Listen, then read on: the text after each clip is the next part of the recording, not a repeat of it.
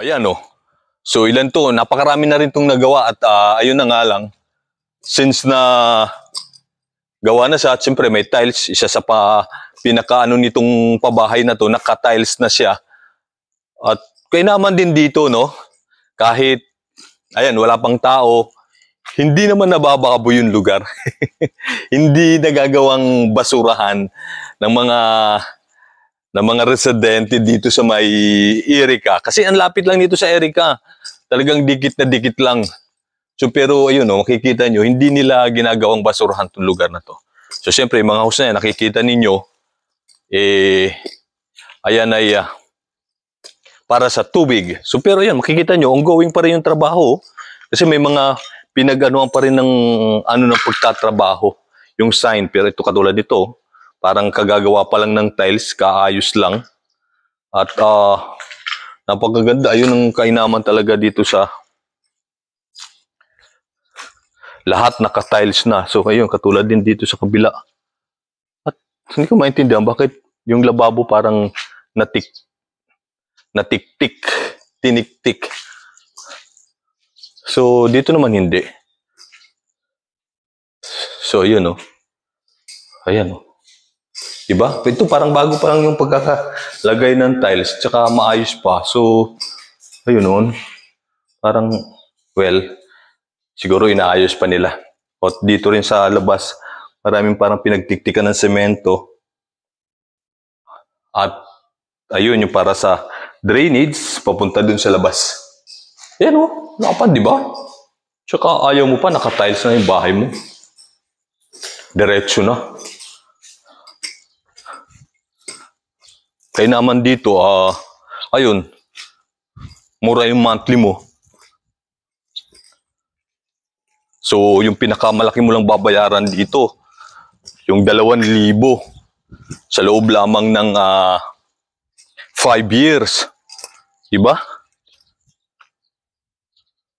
At parang word ang daming mga parang binasag-basag na maliliit na mga tiles dito sa lugar na to. Ayan o, nakikita nyo sa semento. At yun, nakikita nyo ba yun dun o? May another kalsada pa ito papunta dun sa dulo. Kaya tingin ko, tsaka may mga poste na yun. Magkakaroon pa ng mga bahay dyan. So, natigil lang siguro yung patrabaho. Hindi natin alam kung ano nangyari. Pero, saan papasaan, magagawa din itong pabahay nito. Ang tawag dito ay Christoph Height. So may Christoph Height doon sa may Molino. Dito pa rin sa Barangay Molino, no? Merong Christoph A at saka B. So ito naman dito sa may in between ng Malainin at saka Kalubkob. Hindi ko alam kung nakakasakop dito sa Christoph na to ay Malainin Bago. So ayun oh. Dami na niyan. So 1 to sawa. 1 to sawa pa sa bahay. So ito, wala pang mga tiles, yung mga sahig. So ayan, nakikita nyo. Ongoing pang trabaho kasi ito, may mga buhangin pa. Pakadami pa niya, no? At,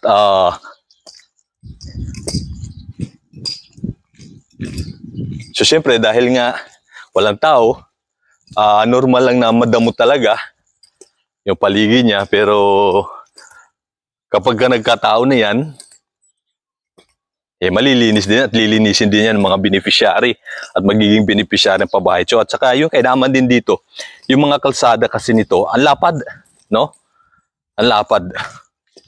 Maliban na lang dito sa mga fatwalk na tinatawag natin yan, no? Para papunta na dun sa mga kabahayan, sa mga pinto,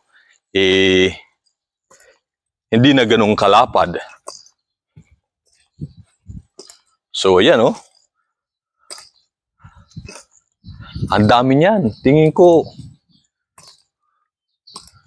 mga 500 houses malamang itong mga bahay na to.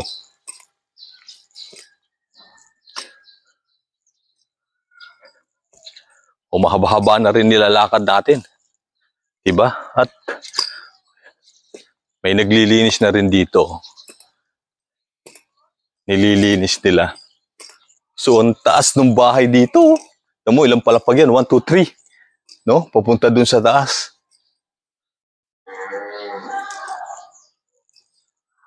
Silipin. silipin nga natin yung likod ng bahay na to. Yan, taas ito.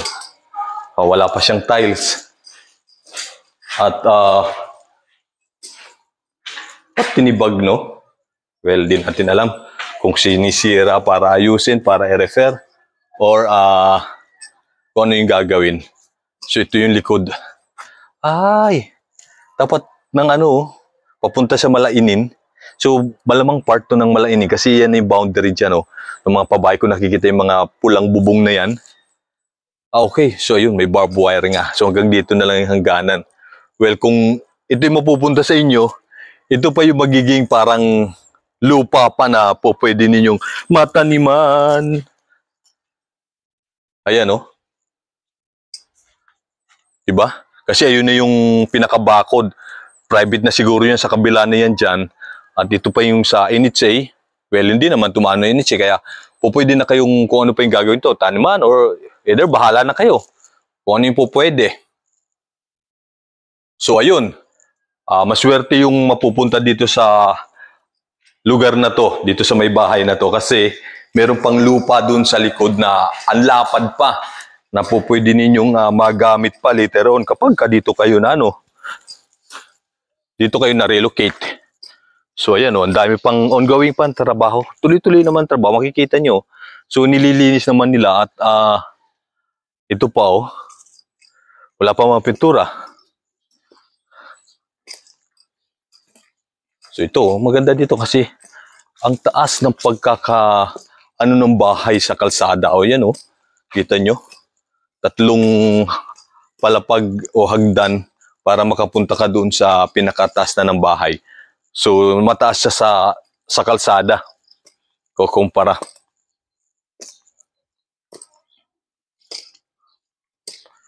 Lapad pa nito. Mahaba-haba na rin yung video natin. So, ayan dito. Ito pa Diba? Ayun pa doon sa kabila. So, dito malamang tatayuan pa rin to dito ng bahay. Ayan So yun, bakante doon. Pasyalan natin dito sa may So may poste na Malamang tatayuan pa rin to ng bahay. At hindi naman siguro gagawa ng highway na yan, ng kalsada na to, para maging bakante lang yung lugar na yun dyan, di ba? So 100% papatayuan pa rin ng mga bahay na yan. So mas kita natin dito yung Kalug Park doon sa kabila. Malapad-lapad rin tong lugar na to. Diba? At ayun, sinusunog nila yung mga damo. Mas kita na dito yung forks to, no? Sa kabila na yan. So in between yan, may ilog yan dyan na mataas. Siguro mga 2-3 palapag yung taas ng lupa na to, ng pinagkakatayuan ng mga bahay na to, doon sa ilog. Diyan sa kabila na yan, pati dito. So yun yung pinaka-boundary nila. So ito yung Christopha. So walang masyadong development pa ngayon dito. At yun na nga lang yung iba. Ayan nagkakaroon na ng damage yung bahay. Nasisira na kasi siyempre, ayun. Katulad At may mga bata din sigurong binabato yung bubong. May mga makukulit din. So katulad nito, ayun, nasisira na Kita mo crack. Nagka-crack na yung bahay. Nasisira na. Dahil nga siyempre, tagal na rin makikita rin natin na matagal na rin nagawa na itong mga bahay na to. Ay, dito lang tayo dumaan. Okay. Galing na rin naman tayo doon. Balik na lang tayo. So yun lang, problema. Dahil nga hindi agad-agad natitirahan yung bahay.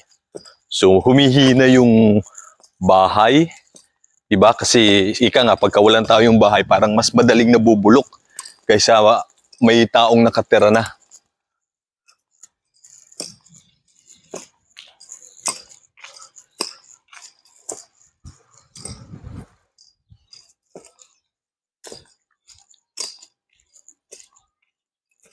Katulad nito, Kaya nangyari dito.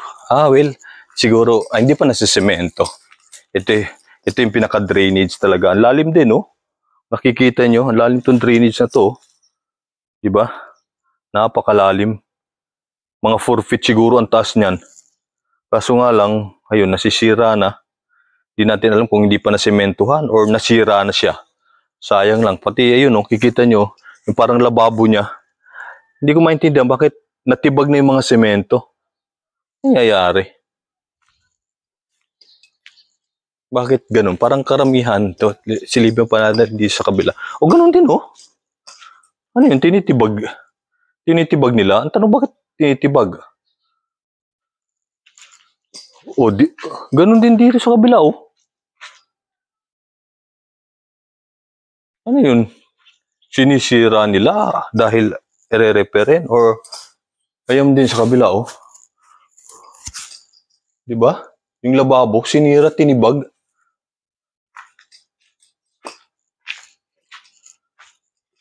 So, ganun din dito, oh. Nakakapagtaka, no? Ay, dito rin sa kabila, ayan, oh. Dito rin, oh. Sira din yung pinakalababo niya. Di ko maintindihan. Halos lahat dito ay sinira yung mga lababo na. Ginawa, tapos sinira. Bakit kaya? Re-referen? Anong dahilan? Nakikita nyo, di ba? Ayan, oh. So, lahat to. Ayun din sa kabila, oh. Dito rin sa kabila. So, yun na nga, oh. Hindi ko maintindihan kung normal ba to. Normal ba itong nakikita natin na yung mga lababo, ginawa na. Tapos, tinibag. Ayun, oh. Lahat, oh. Halos lahat ng bahay, itong bahay na to. Parang tinibag yung mga lababo. Hindi natin alam kung bakit. Tinibag ka ng mga kontraktor o tinibag ng mga...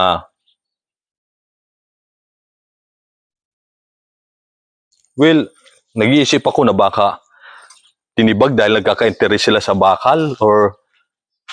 ito, ayos na to. Ang ganda na nito. So, lalim talaga, oh. Kakatuwa yung pinaka...